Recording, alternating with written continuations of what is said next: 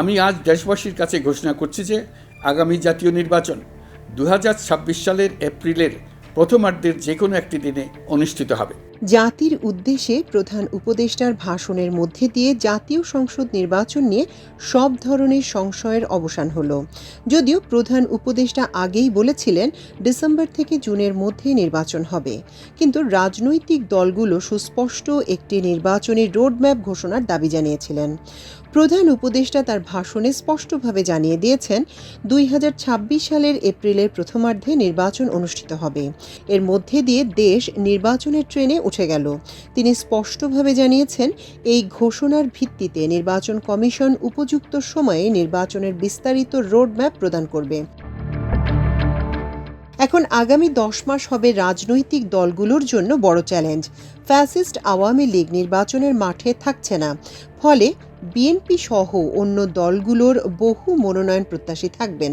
এমনকি এবারের নির্বাচনে বিপুল সংখ্যক স্বতন্ত্র প্রার্থী অংশ নিতে পারেন। এবারের নির্বাচন যথেষ্ট প্রতিদ্বন্দ্বিতামূলক হবে বলে মনে করা হচ্ছে। দীর্ঘদিন থেকে বাংলাদেশে দুই দলের মধ্যে ভোটের যে চেহারা ছিল তা এবার বদলে যেতে পারে। ফলে আগামী নির্বাচন নিয়ে রাজনৈতিক দলগুলোর প্রস্তুতি নেওয়ার ক্ষেত্রে সময় ক্ষেপণের আর কোনো অবকাশ নেই। প্রধান উপদেষ্টা তার ভাষণে ভোটারদের প্রতি কিছু আহ্বান জানিয়েছেন, যা অত্যন্ত তাৎপর্যপূর্ণ। তিনি বলেছেন, বাংলাদেশ স্বাধীনতার পর থেকে যতবার গভীর সংকটে নিমজ্জিত হয়েছে তার সবকটি প্রধান কারণ ছিল ত্রুটিপূর্ণ নির্বাচন। ত্রুটিপূর্ণ নির্বাচন প্রক্রিয়ায় বারবার ক্ষমতা কুক্ষিগত করার মধ্যে দিয়ে একটি রাজনৈতিক দল বর্বর ফ্যাসিস্টে পরিণত হয়েছিল। এ ধরনের নির্বাচন যারা আয়োজন করে তারা জাতির কাছে অপরাধী হিসেবে চিহ্নিত হয়ে যায়। এমন নির্বাচনের মধ্যে দিয়ে যে দল ক্ষমতায় আসে তারাও জনগণের কাছে ঘৃণিত হয়ে থাকে। প্রধান উপদেষ্টা বাংলাদেশের রাজনৈতিক সংকটের আসল অসুখটি ধরতে পেরেছেন।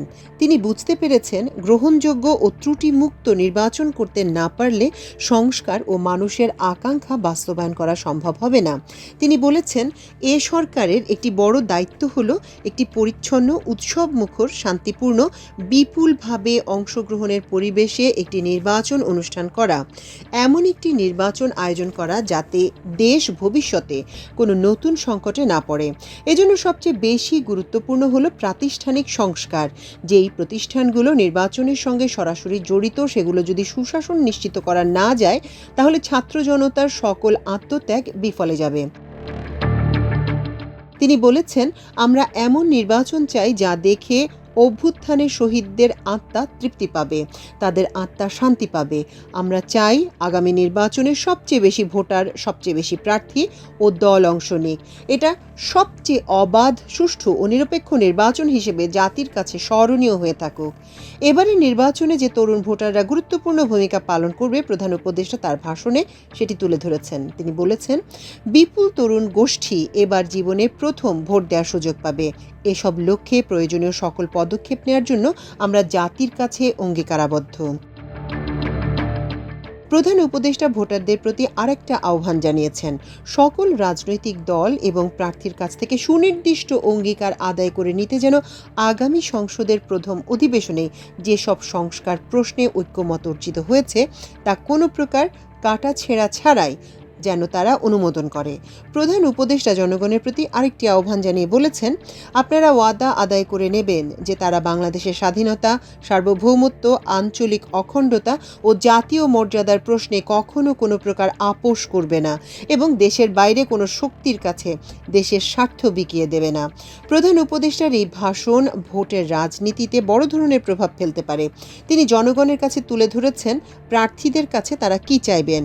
নির্বাচনের মধ্যে দিয়ে একটি আত্মমর্যাদাশীল জাতি গঠনের রূপরেখা তিনি তুলে ধরেছেন, যেটি বাস্তবায়নের দায়িত্ব বর্তাবে নির্বাচনের মাধ্যমে যারা ক্ষমতায় আসবে তাদের উপর। এখন রাজনৈতিক দলগুলোকে এই চ্যালেঞ্জ নিয়ে ভোটের মাঠে যেতে হবে। বিপুল তরুণ ভোটারের রাষ্ট্রভাবনা ও অভ্যুত্থানের মধ্যে দিয়ে দেশের মানুষের মধ্যে যে রাজনৈতিক আকাঙ্ক্ষা তৈরি হয়েছে সে বিষয়গুলোকে এখন রাজনৈতিক দলগুলোকে গুরুত্ব দিতে হবে। বদলাতে হবে পেশি শক্তি নির্ভর পুরনো ধাঁচের রাজনীতি।